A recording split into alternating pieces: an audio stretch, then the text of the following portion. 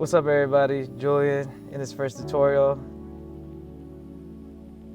First things first, when you get a bunch of hair, you have to wash this hair off and take your time. This is one of those things where it's an experience. So as you guys can see, I'm pretty much brushing the hair, seeing where it naturally flows. Make sure you take your time when you do these sections though, because for the most part, the better the sections are, the easier it is for you to trim the hair.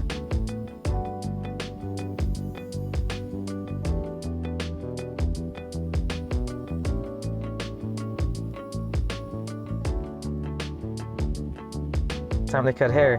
For me, I like to cut with the scissors first before I do the fade because it creates a shape for the actual haircut.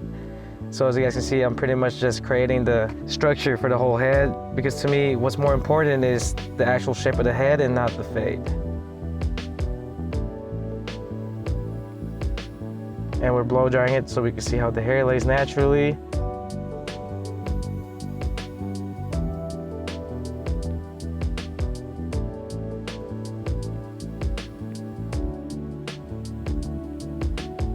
And I'm doing a little slicing and dicing before I cut the fade.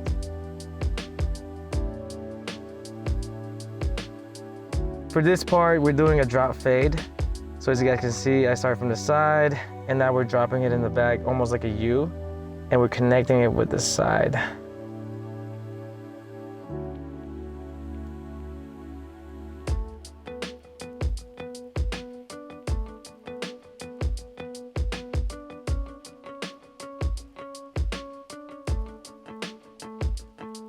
Make sure it's completely bald because that's what's gonna help you create better guidelines before you go all in.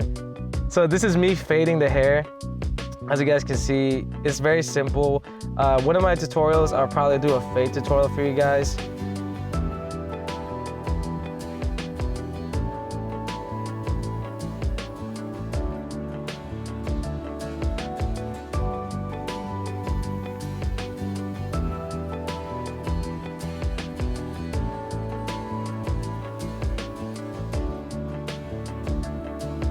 To all the barbers that are watching this, I just want you guys to know, if you're not styling the hair after the cut, you're not doing it right.